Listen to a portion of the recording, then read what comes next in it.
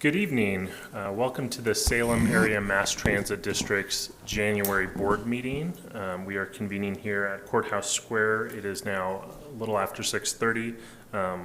Let us begin by Linda. She'll note the attendance for us, and then we can jump right into the Pledge of Allegiance. Director Bush, could you lead us in that?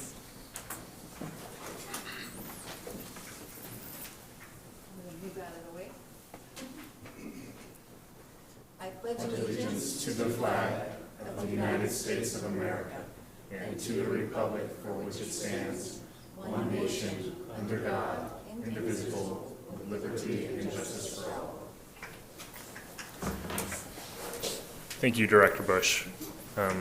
General Manager Pollock, could you lead us through the safety moment thought for the day? Yes, thank you. So the safety theme for the month of January is near miss reporting. So what is a near miss?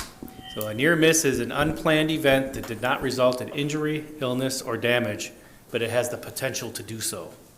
A near miss is an opportunity to correct potential problems before a more serious incident occurs.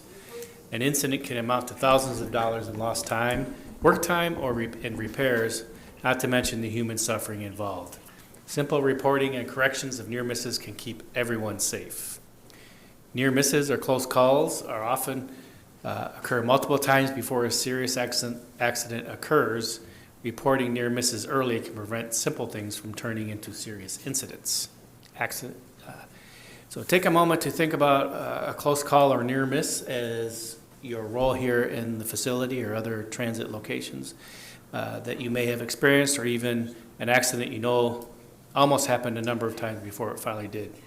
Make sure you take the time to report near misses and close calls. It's important and can prevent future accidents. So for the board, if you have something to report, just report that to me and I will take it from there. And that concludes our safety moment. Thank you very much. Are there any announcements or changes to the agenda? Okay. Next up is public comment, and we have Connie Griffiths wrote down that she would like to provide public comment.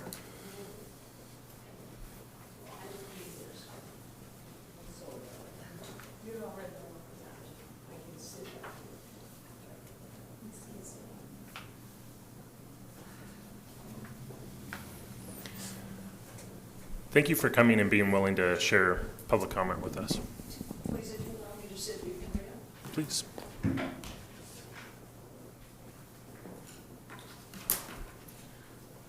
Good evening. I'm Miss Connie's Children's Foundation, and I'm Miss Connie. And I grew up here, no secret now. I am officially out your public benefactor in the state of Oregon. I have been here now as Miss Connie's Children's Foundation 6 years. I don't hide. I'm born Army, my husband Army. I was command of Europe. I had a stroke behind the job. There is no communist wall or anybody give more for Russia and the whole world to be free than my family. We serve, and we're out of your backwoods here, please. My dad's 47 years building inspector off Toledo, Oregon, Akina Bay. My brother just retired out of Hillsboro. He's the plans examiner.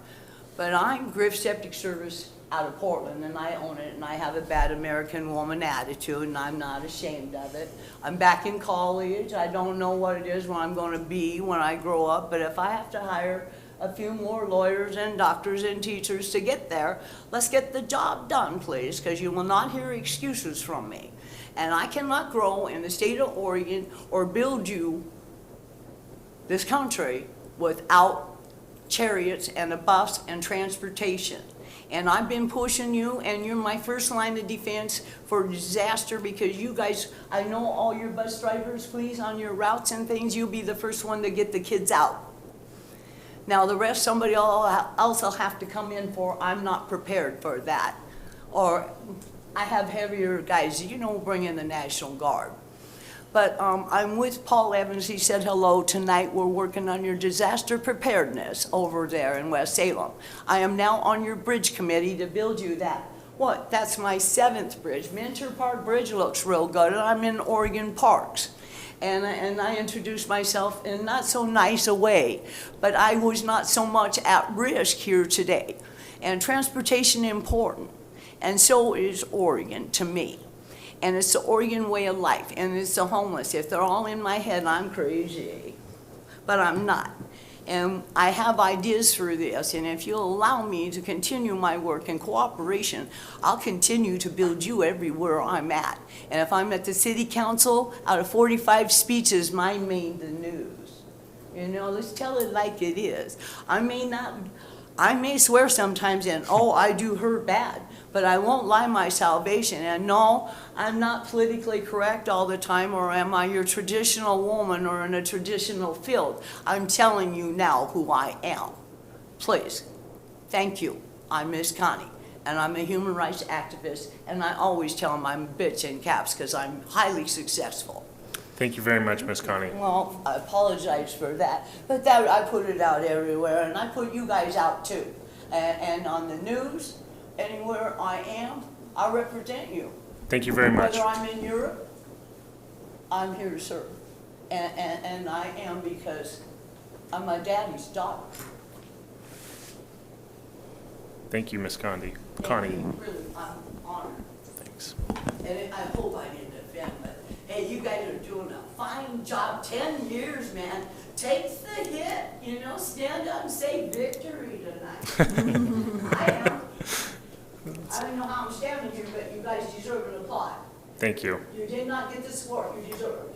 Thanks. But I will make sure it continues, Great. as long as I'm alive. Excellent. Okay. Next up on the agenda is the consent calendar. Are there, if it's okay with the board, we can go ahead and approve the consent calendar. I move we approve the consent calendar. Great. We have a motion. Second. We have a second. Are there any questions or discussion, excuse me? Okay, all those in favor say aye. Aye. Aye. Any opposed? Okay, the consent calendar is approved. Next up is the adoption of the 2020 state legislative agenda, and I will excuse myself here from the dais and join Dale Penn down below.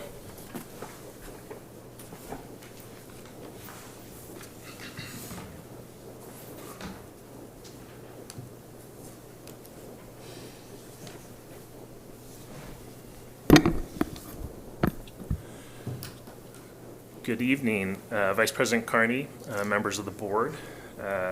Myself and Dale Penn here, we are representing the legislative subcommittee. As you may recall, a subcommittee was created not too long ago that was tasked with identifying and bringing forward to this body a legislative agenda for this upcoming short legislative session. And so we met several weeks ago, and we've put together an agenda which you have in your packets, but also is projected up there. And just a little bit of background, for those of you that have served on the board previously, this won't be too different. This is something that you've done before, but this is an opportunity for us as a board to explain what our priorities are. So Dale and his associates, when they lobby on our behalf at the state capitol, they're empowered to be able to make nimble decisions to represent us and the community effectively. And then if issues arise that are not addressed in this scope, Dale or General Manager Pollock are able to bring those to our attention for quick action. So, but hopefully this kind of legislative agenda, which identifies our key priorities, is able to take into account most of those issues. So as I mentioned, the legislative committee met. That included myself, Director Bush, and Vice President Carney. Dale and his team were present, as we also had staff from Cherriots. And we discussed several different options which are presented here in the state legislative agenda. I will note that the federal legislative agenda is forthcoming. There's still one or two issues that we need to address, and ultimately we will return and present those for your approval at a later date. So here on the legislative agenda, you see on the left-hand side, there's different priority levels, and those are high priorities are priority 1, lower priority are priority 2, and then priority 3 are, along with priority 2, are things that we want to just keep our eye on. So as you can see, priority one is making sure that the implementation of House Bill 2017, which brought Cherriots and other public transit agencies quite a bit of money and allowed us to expand Saturday service and then also weekday evening service. So we want to make sure that that is being implemented correctly and that it's serving our community appropriately. Also, the STIF and STF consolidation, and then as we were briefed at a prior meeting, the clean fuels exchange. So ensuring that those clean fuel credits that we have are able to be utilized here in the agency. And then we're also keeping an eye on the electric vehicles, cap and invest, which of course is a hot button issue. And then we want to also take a look at the I-5 bridge, which will cross into Washington. That is a potentially expensive project, and we want to make sure that we are protected, our financial support from the state is protected, and that it's not rated and used in something like that. And then also TNC legislation, transportation network companies like the Ubers and Lyfts, just tracking that. And then also the Volkswagen settlement. Those are things that we want to keep our eyes on. So that is our 2020 state legislative agenda. Dale Penn is here to answer any questions. He, of course, has the on-the-boots expertise.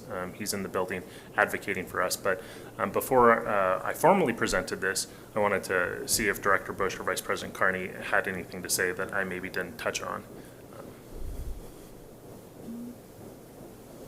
I don't think I do. Okay.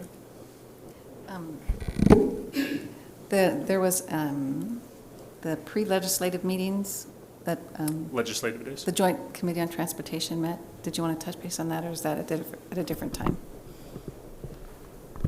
Sure. I can provide a little bit of information on the joint legislative days, which happened Monday and Tuesday and Wednesday of last week.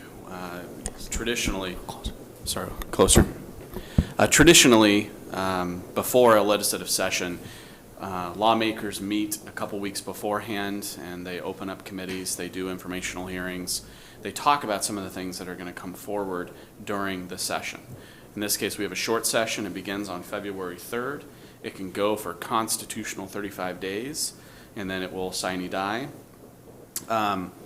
During the organizational days last week, there was some conversation around one of our highest priority issues, the STIF/STIF consolidation conversation. The committee which Alan served on, Director Pollock, or General Manager Pollock served on, provides a framework for legislators to merge those two different funds, which are uniquely different and serve different populations and have different requirements around how they raise and spend the investment dollars. And so the legislature, during the short session, will approve statutory language in an omnibus bill, hopefully, in the Department of Transportation omnibus bill, and will officially merge those. And so last week we had a conversation where Julie Brown, who is the general manager of Rogue Valley Transit District, also a former Oregon Transit Association chair, presented on the recommended changes. And so the committee had some good questions. It went very well, and we are very supportive of the language moving forward in that set of recommendations. So the only other things I will add to what Ian shared was that on our 2020 state legislative agenda, those priority levels, a priority one, if a bill comes up or an issue comes up around priority one, we view that as something where a board member, where General Manager Pollock, one of you in a leadership position at Salem Kaiser Transit would come forward potentially and testify. A level two, I view it as CFM or General Manager Pollock potentially testifying. And level three, we really are just monitoring those. And if something were to arise in those conversations around the I-5 bridge replacement or TNC that impacts us, we bring it forward. We may elevate that subject matter. But next Monday, we will have all the bills released for legislative session. I will review those, send them to General Manager Pollock to review, and then the Legislative Committee, and we'll assign priorities, and then we'll start tracking those bills. We'll receive a few more the first week of session, but because session is so short, we have deadlines the second week of session, and so things are going to move very fast, and this agenda gives us the ability to react quickly. So thank you very much for considering it today. Thank you.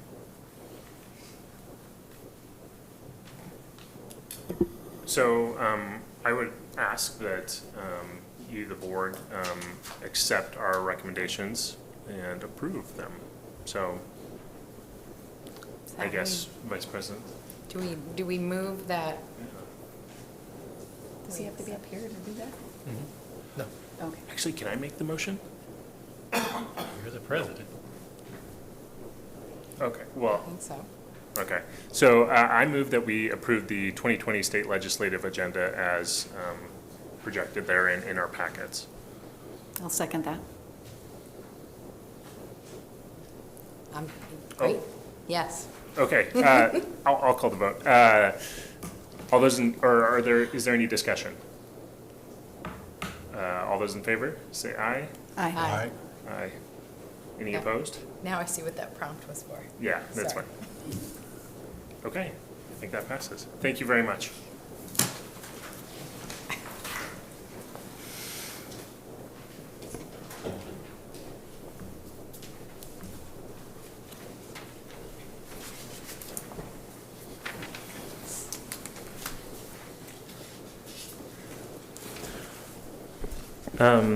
Next up, Director Pollock, could you explain to us the next action item?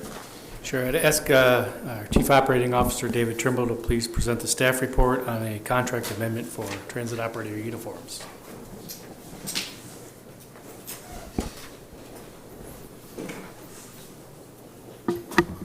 So, good evening, excuse me, President Davidson and members of the board.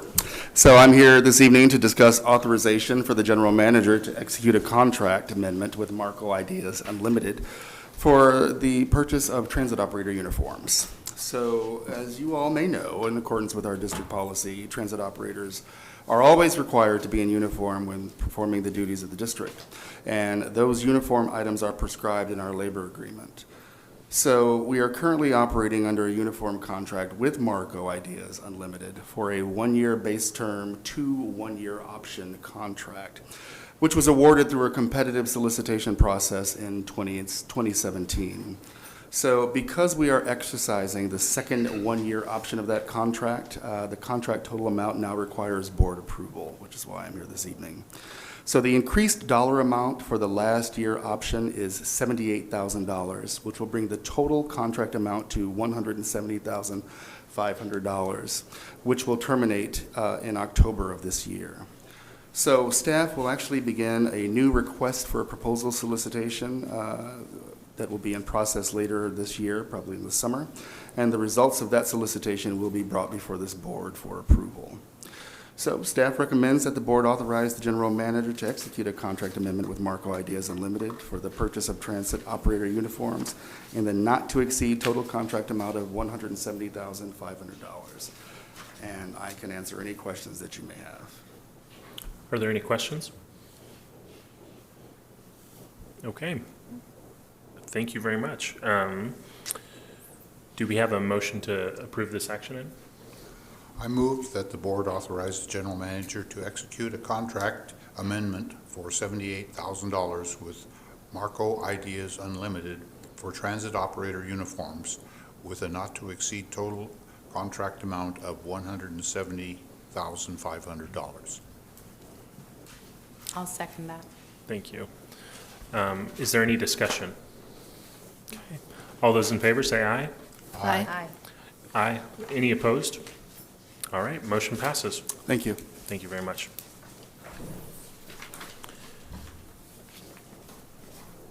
Next on our agenda is the general manager's report. Thank you. I have a few items. So you'll see in your packet a handout that was placed at your tabletop today. It's titled January 2020 Information for Board of Directors. I would like to point to the weekday ridership gains. As you can see, for the period September through December of 2018 as compared to 2019, weekday, and weekday only, this does not include the new Saturday service, ridership was up 10.1% for our local service and 11% for our regional service. Outstanding start for the new service. And when we get to the next quarterly report and see the total ridership that includes Saturday, those percentages will go even higher. But it'd be unfair to compare 6 days to 5 days. So this shows the weekday. You could also see in this report the increased usage of our passes, and I would highlight the youth passes, because if you remember, you took action last year to reduce the youth fares pretty significantly to allow more youth to ride, and they are riding, I can tell you that. So some good news. So when you're out and about, this is good news to share with your constituents. I would also note we have some upcoming events. February 12th, for those that are able to attend, Mayor Bennett will have his annual State of the City report. And then for those that signed up, as a reminder, the February 19th Council of Governments annual meeting will be at the Kaiser facility.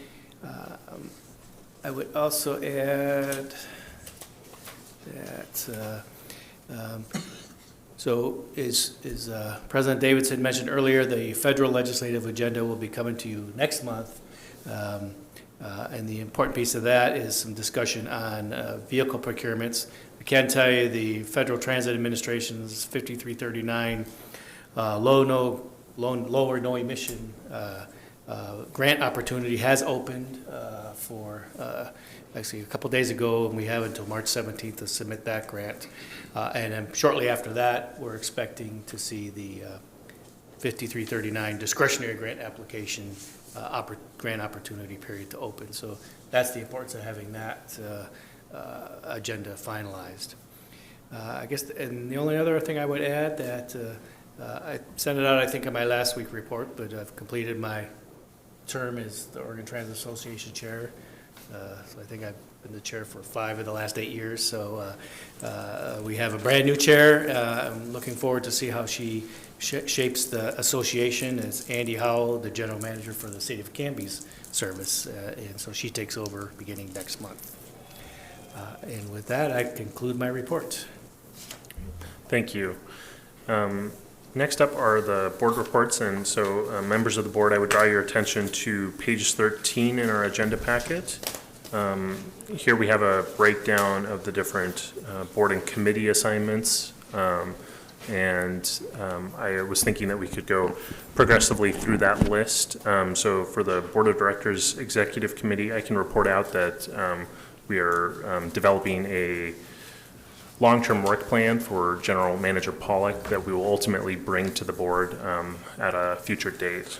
And then for next up is the Mid-Willamette Valley Council of Governments. I can also report that Sean O'Day, the Executive Director for the Mid-Willamette Valley Council of Governments, has announced his resignation.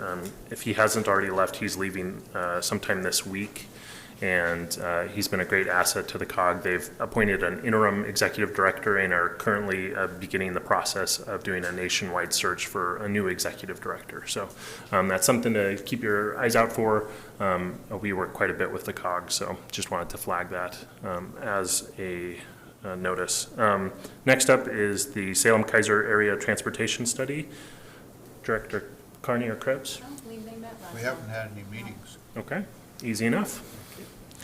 And then the Mid-Willamette Area Commission on Transportation, I can speak a little, and then maybe Director Bush, you could. We did that already, didn't We we? might have. We sure did. They haven't met this year yet. You're right. You're right. They did not meet yet. Yep, And they never mind. canceled. December was a long time ago. Yes, a whole year ago. And then Director Richards, if you're available on the phone. If you have anything to report on the State Transportation Improvement Fund or the State Transportation Fund? They didn't meet, so. Oh, they didn't meet. Never mind. Thank you, Director Richards. And for those watching at home, Director Richards is tuning in by phone. That's why if you hear a disembodied voice, that's where it's coming from. So, the Citizens Advisory Committee, Director Bush. They did not meet. Okay, easy enough. And then our It's the Salem, shortest meeting ever. yeah. City of Salem also, I think, yep, did not meet. Okay. And then lastly, if there's any neighborhood association reports that you all would like to flag. I attended one recently, but there's not really anything to report from that particular neighborhood association. Director Carney, others? Outside of the neighborhood association, I did meet with a constituent in the Grant neighborhood who is along Winter Street, the Family Greenway, which is also the route on which we have performed ADA improvements at the stops, and they had some concerns about the process that had been used by the transit district in placing those stops. So we'll follow up on that with a separate conversation. Director Bush? The two neighborhood associations did not meet in December, and then the two I represent met on the same night this month. So the Southeast Kaiser Neighborhood Association didn't talk about transit much, but they had a good conversation about the Kaiser Community Food Bank and its relationship in the area. So that was interesting.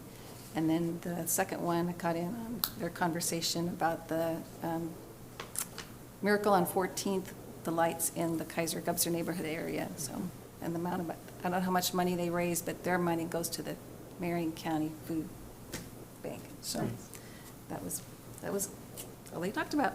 Great, It's done fast. thanks. Director Krebs? Well, I attended a couple neighborhood associations and basically just gave them an update on our services and ridership and so forth. Great. And do that every month. Perfect. Thank you. And with that, I believe that concludes our meeting. So, no. If you want to, do you want me to do board calendar? Oh, yes, please. Just one comment before you leave. I see the I-5 bridge is one of our priorities here in the state for your funding on the stuff that you had. That's correct. Are we really going to see that bridge over the Columbia River this time? We'll wait and see. We'll have to, That's what I'm saying, I'm still waiting. Yeah. you and me both. Come on, we got some adversity here, we can overcome it together. Yep, thank you. General Manager Pollock, could you do the calendar review? So, yeah, just so in your packets, there's a 3-month review of upcoming events of note, as well as upcoming board meetings. I just want to highlight a few items. So, as we said earlier in the legislative session, so the February 3rd, the session opens. We are closed for President's Day, and there will be no bus service on this holiday this year. We will begin all the holiday services after the May service enhancements. That's all I want to share on that. On upcoming meetings, just note, as you know, beginning in 2020, we combined the work sessions and the board meetings into a single night. There was no work session for this month, but however, just for your calendars, we will be having a work session in February. And this is a living document, so it's changed a little bit. For the work session, we'll be focusing on the Polk County Flex Service Plan, and we'll be bringing the first draft of my work plan, and there's also some governance matters. And then at the board meeting, we have our Q2 reports, as well as potential contracts for consulting services and vehicles, and our federal legislative agenda. And then in March, we will have a work session on mobility as a service. We're calling it 101, but it's just to start introducing the board to all the different concepts of what mobility as a service means to help prepare us for future discussions. And that concludes my report. Great. Thank you. And then lastly, one last thing before we adjourn for the evening, I wanted to turn the time over to Director Bush to highlight Kaiser's first citizen. Okay. I wasn't able to attend, but Hirsch Sangster, a former director on the board in this position for Subdistrict 2, was named Kaiser's first citizen by the Kaiser Chamber of Commerce, and the party was on Saturday. He was honored. He served Cherriots Board from 2005 to June of 2009, elected treasurer from 2007 until 2009. He was appointed to a 3-year term on the Budget Committee in December 2013 and served a second term to June 30, 2019. He was elected the Budget Committee Secretary in 15 and 16 and as the chair for 3 years from the 17 till 19 last year. He's a tremendous advocate for bikes in the area. He was part of refounding Southeast Kaiser Neighborhood Association, which I am a member of as well. He's been a great mentor. Way back in 15, when I was thinking about running for this position, he was this is how you do it, this is what you need to do and what you need to say, and he coached me through a lot of things. So I really appreciate and I'm excited that he has been given this honor. So, way to go, Hirsch. Okay. Thank you.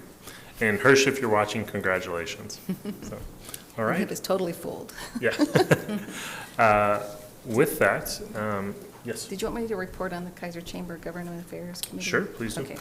So the Kaiser Chamber Government Affairs Committee, which I'm the liaison for through this board, met on January 15th, and it was Commissioner Kevin Cameron spoke on the Marion County updates in their legislative agenda, and then they talked about the Oregon Clean Air Act in response to cap and trade and all of that. And trying to site a landfill is going to be very difficult if things are, see, now I'm all confused. But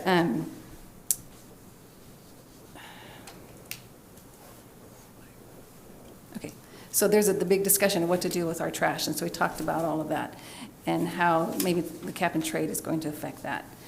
And then other legislative priorities were the court care bill, where Polk County contracts for place for children to be taken care of while parents are going through the court system and trying to get their lives back on track. So that's going through the legislature.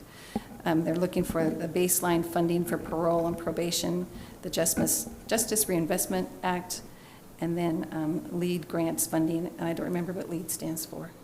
Law Enforcement Assistant Diversion. Thank you. So he cited several accomplishments: the juvenile building ribbon cutting, public safety building, their IT projects, and